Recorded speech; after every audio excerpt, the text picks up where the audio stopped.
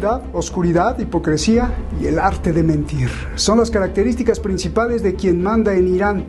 Y esto no lo digo yo, sino las declaraciones del propio canciller iraní Zarif. Se revela una entrevista inesperada donde el canciller denuncia cosas sorprendentes que muchos ya sabíamos, pero que nadie dentro de Irán se animaba a decir de forma oficial. ¿Recuerda usted al general Soleimani? Pues resulta que no era un santo ni mucho menos, que eso es lo de menos. Lo que importa es que el interés del pueblo no está en manos ni siquiera de los políticos corruptos que elige. Esto es gravísimo. Y esto, si no lo silencian ya, entonces no va a repercutir solo para Irán, sino para muchos gobiernos, como Rusia, como el de Estados Unidos. Soy Roberto Lamadrid y esta noche aquí en Detrás de la Razón escuche cuidadosa y lentamente las palabras del canciller Zarif. Comenzamos.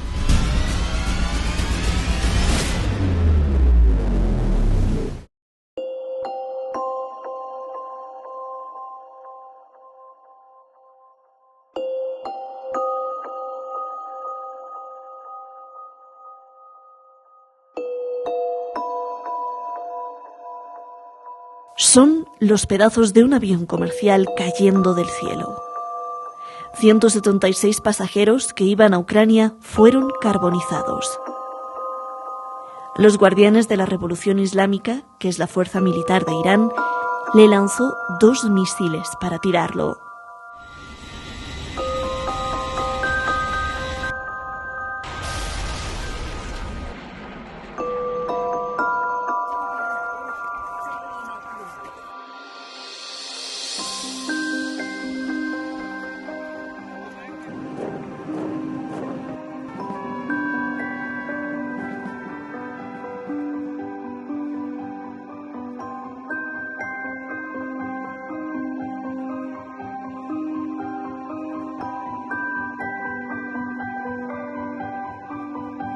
El canciller de Irán denuncia que ya sabían la verdad y que en la reunión de emergencia nacional les preguntó: si fueron ustedes, díganmelo para componer el asunto. La respuesta fue: anda, vete a tu Twitter y niégalo. Di que Irán es inocente. چهارشنبه صبح اوکراینی رو زدن دیگه. سحرگاه. ظهر جمعه رفتم جلسه ویژه‌ای که در دبیرخانه شورای امنیت گذاشته بود. عرض کردم که خب حالا دنیا داره میگه موشک خورده بود. اگر واقعا موشک خورده بگین ما ببینیم چجوری میتونیم علاجش کنیم. خدا شاهده. آنگونه با من برخورد کردن که انگار من کفر ابلیس گفتن نه. یعنی چی؟ برو توییت بزن تکذیب کن. Así, el canciller Zarif denuncia que quien manda en Irán no es el gobierno elegido por el pueblo, sino el interés bélico y religioso de las más altas esferas iraníes. هیچ سیاستی نباید 0 تا 100 دست یه نفر باشه. سیاست میدان هم باید تابع استراتژی کشور باشه. سیاست میدان تعیین کرده که سیاست کشور چی باشه. Explica que ser ministro en Irán es como ser un títere, un cero a la izquierda. Denuncia cómo los guardianes de la Revolución Islámica utilizaron los vuelos comerciales a Siria con fines militares y que el gobierno ni sabía y que tuvo que ser el entonces secretario de Estado de Estados Unidos, John Kerry, quien le tenía que pasar la información. بنده به عنوان وزیر خارجه حتی حق ندارم بدانم. کری باید به من خبر بده که 200 بار اسرائیل به شما حمله کرده در سوریه.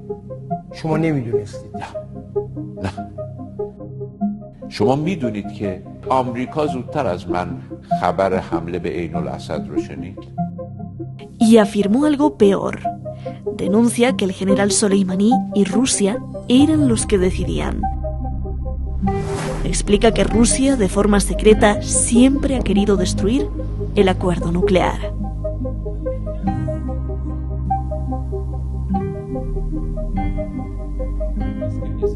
Acusó al gobierno de Putin de usar a Irán como carne de cañón, como fuerza terrestre de combate en Siria. Explica que Rusia no quiere que Irán tenga acceso a Occidente y que jamás se lleve bien con Estados Unidos ni con Europa. Se le ha pedido a Rusia alguna reacción, pero hasta ahora permanece en silencio. El presidente de Irán, en lugar de desmentir el audio, ha pedido que se busque cómo y quién logró filtrar la grabación.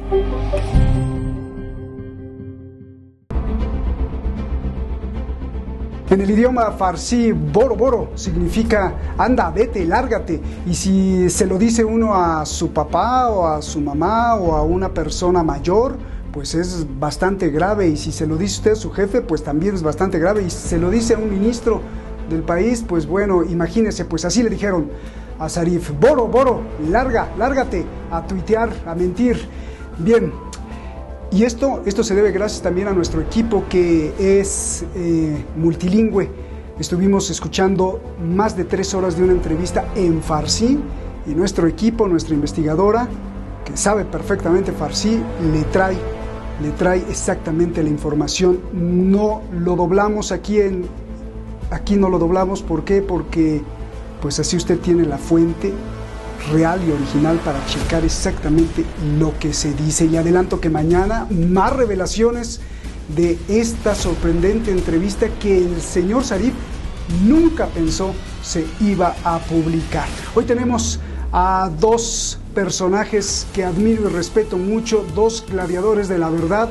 Está Carmen Rendón Parejo, ella es editora y directora de la revista digital La Comuna. Y también tenemos a Daniel Lobato, usted lo conoce muy bien, siempre muy valiente denunciando las injusticias y experto en la política internacional, gran periodista. Gracias a los 2. Comienzo contigo, Daniel.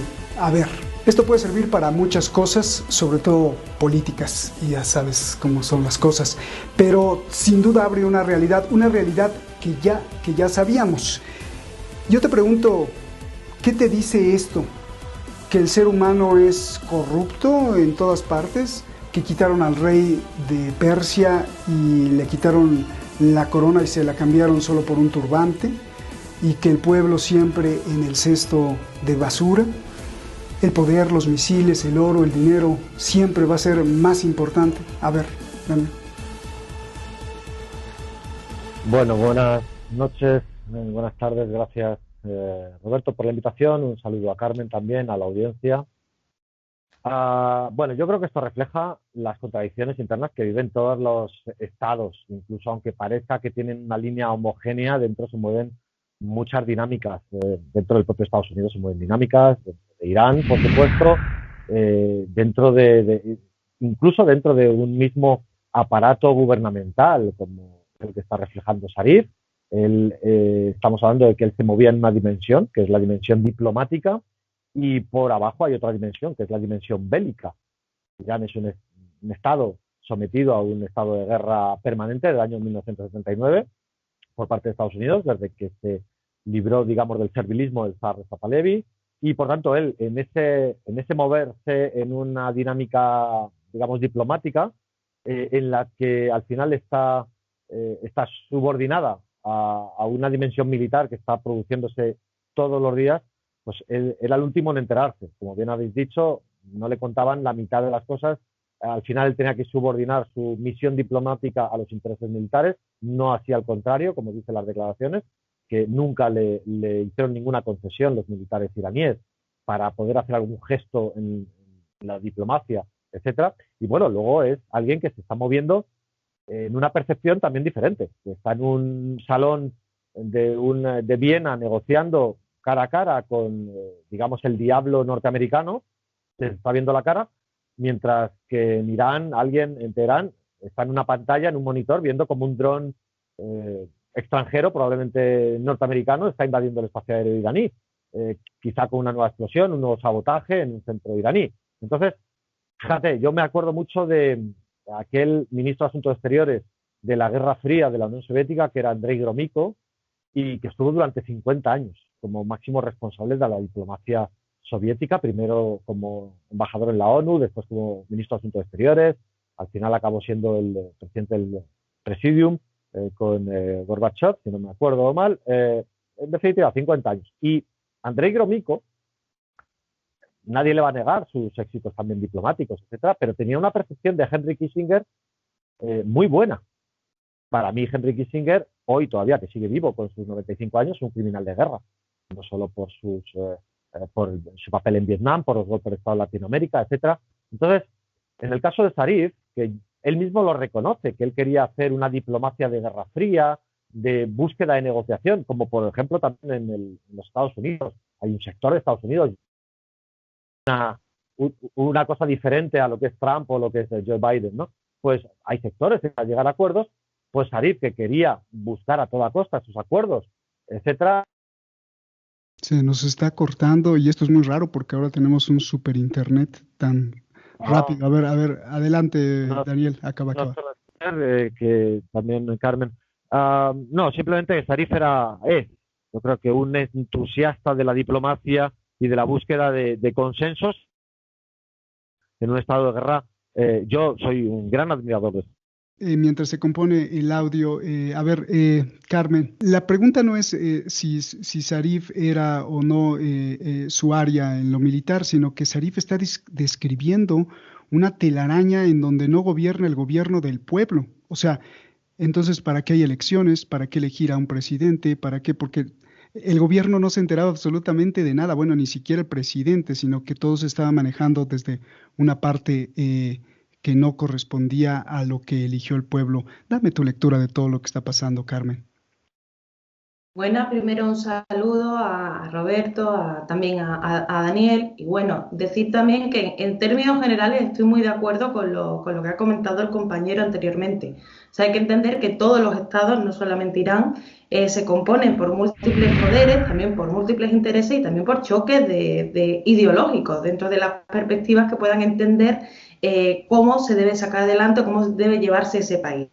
Entonces, en ese sentido, yo también creo que no hay que tomarse tampoco a Zarif como si estuviera diciendo la palabra, o sea, una palabra que no se pueda cuestionar porque también tiene su perspectiva. Es decir, él está denunciando lo que él entiende que no se ha respetado de su forma de entender de cómo se tenía que seguir adelante el proceso político, militar y diplomático en Irán. Entonces, creo que sí que es importante tener en cuenta que él habla de parte también.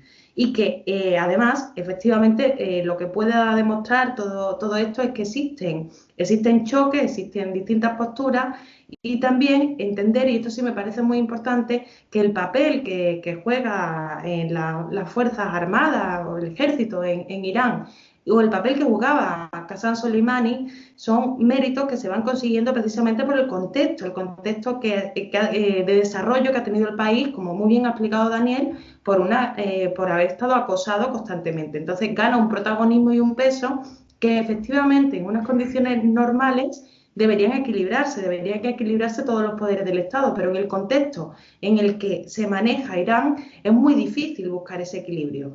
Aún así, insisto que creo que lo más importante también es tener en cuenta que estas declaraciones se hacen de parte, es decir, no nos está hablando alguien imparcial, sino alguien que está implicado dentro de ese conflicto y que por lo tanto tiene su punto de vista al respecto, que puede que no coincida con otros puntos de vista y que al final la verdad se construye entendiendo todos esos puntos de vista, yéndonos al contexto y normalmente ni los malos son tan malos ni los buenos son tan buenos en este tipo de situaciones, sino que más bien lo que se genera es eso, son fricciones, distintos puntos de vista. Es cierto que no es lo mismo el escenario de la diplomacia que otro tipo de escenarios, por ejemplo, con respecto a uno de los temas que ha salido, que es lo que ocurrió con ese avión comercial. Es comprensible, por ejemplo, un error militar en un contexto de máxima presión como el que se está viviendo. Se puede cuestionar si la mejor estrategia era ocultarlo o simplemente asumirlo y aceptarlo. Hay muchos elementos, pero en realidad al final lo más importante creo que es entender el contexto. Y no solamente el contexto en el que habla el propio Zarif, sino también el contexto en el que se hacen públicas, se filtra esta entrevista y se hace pública y sobre todo se hace público en los medios occidentales, porque el contexto también es un contexto de negociaciones dentro de una posible vuelta al acuerdo nuclear, donde hay muchos intereses en juego, donde no nos podemos olvidar, que parece que se nos olvida constantemente, que por mucho que diga Zarif, quien se sale de ese acuerdo nuclear unilateralmente fue Estados Unidos.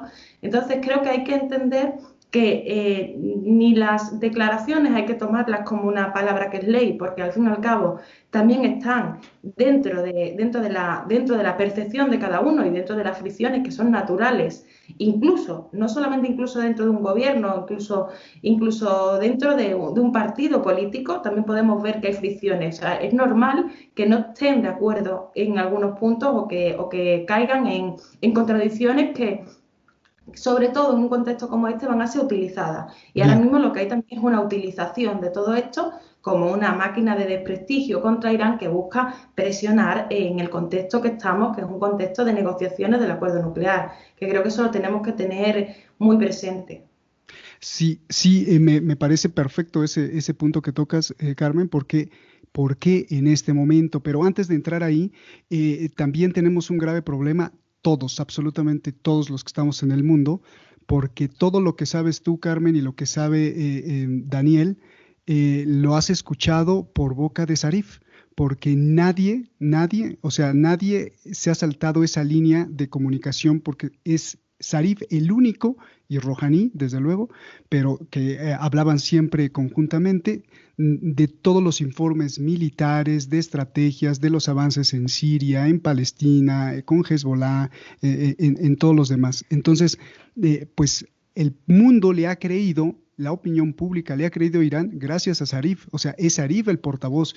Todo lo que sabemos que ha pasado o que hace Irán en el mundo en negociaciones, tanto militares como económicas, como los acuerdos con China, con Rusia, es a través de Zarif. Entonces, la voz de Irán es la que nos está diciendo esto.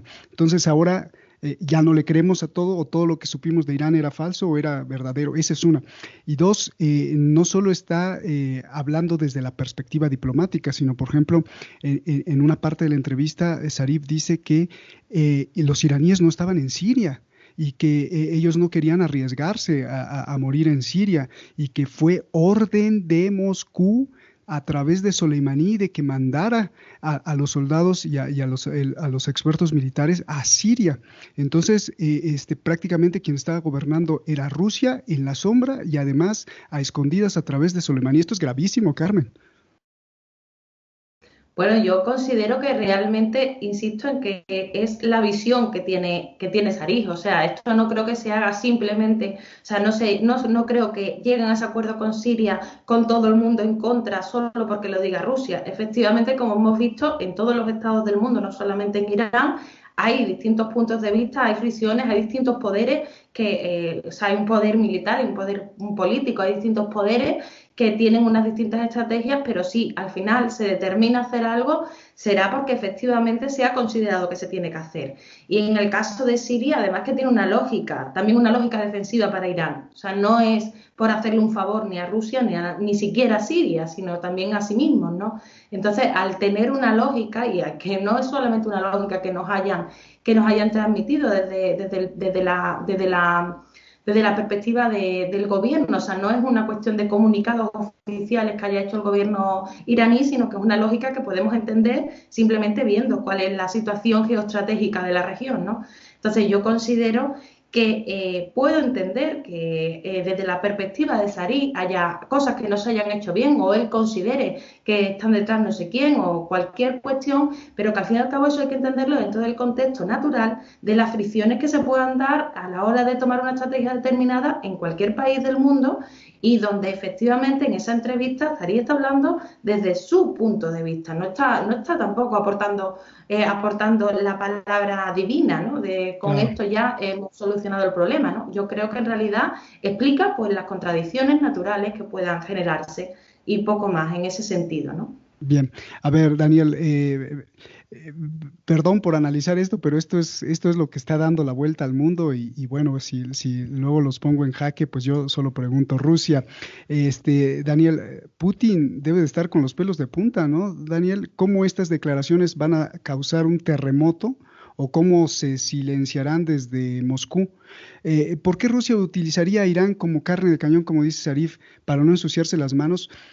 Sí cuadra que Rusia, el gran superproductor de petróleo, no le convenga que Irán lo quite de los primeros lugares. Eso creo que sí cuadra, porque Zarif está diciendo que de forma secreta, y él convivió con Lavrov, nunca Rusia quería que se llegara al acuerdo nuclear. A ver. Curioso que Sarif dice que, perdón, me he quitado el micrófono a ver si se me escucha mejor y a lo mejor era que tenía poca batería el inalámbrico y eran los problemas quizás. Espero que se me escuche bien. Sí, es curioso que Sarif, que una de las personas con las que ha tenido que utilizar palabras más gruesas, incluso insultantes en su carrera diplomática, en su carrera ministerial de estos años, ha sido con Lavrov, precisamente, al que tuvo que increpar casi en un momento dado, ¿no?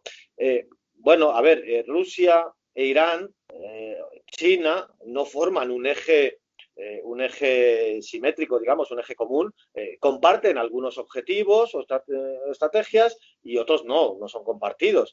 Evidentemente, cuando incluso Rusia pacta en algún momento con Arabia Saudí sobre la producción de petróleo hace un par de años, o pues ahí agrede los intereses, por ejemplo, iraníes, o en Siria, cuando orienta al presidente Bashar al-Assad de una forma de defensa más pasiva frente a Irán, que le dice a Bashar al-Assad, defiéndete, pero de una forma más activa, de forma estratégica contra Israel.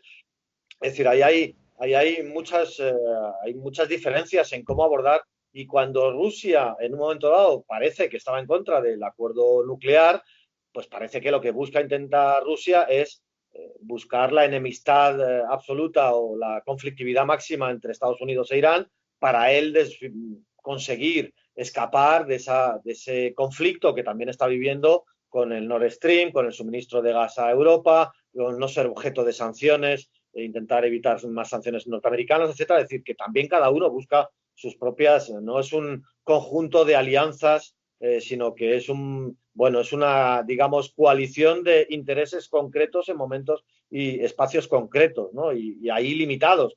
Cuando Israel bombardea en Siria a posiciones de milicias cercanas o próximas a Irán, bueno, pues Rusia no parece que aporte mucho ahí en esa defensa, ¿no? Y Israel bombardea sin ningún pudor. Yo, en todo caso, lo que sí me gustaría resaltar es, yo, por supuesto, no defiendo los modos de gobierno. Primero, el papel de la religión en la vida política, en la vida social, yo creo que tiene que estar relegado a lo doméstico, etcétera, ¿no? Yo creo que, además, la revolución iraní en 1979 era más social y política que luego religiosa, que fue más bien cooptada, ¿no? Pero, aparte de eso, cuando se quiere recalcar el poder del clero, como así dice Zarif, más o menos, ¿no? En Irán, bueno, es el modelo que está pudiendo sobrevivir en Irán, y no podemos, digamos, aplicar unas varas de medir a países acosados. A mí me hubiera gustado saber qué hubiera sido de la URSS tras la revolución contra el régimen feudal de los zares, sin el acoso de las potencias occidentales en una guerra civil desastrosa para destruir todo el planeta, todo el país, con una segunda guerra mundial, una guerra fría que obligó a una militarización absoluta de la Unión Soviética. En el caso de Cuba, ¿qué hubiera sido de Cuba si hubiera podido comerciar libremente con el resto del mundo, no sometida a 50 años de bloqueo? Bueno, ¿qué hubiera sido de Irán con una revolución que no hubiera sido tan condicionada por una guerra sucia por parte de Estados Unidos, luego lanzar a Saddam Hussein a una guerra de armas químicas proporcionadas por Occidente, también un desastre humanitario brutal, a sanciones?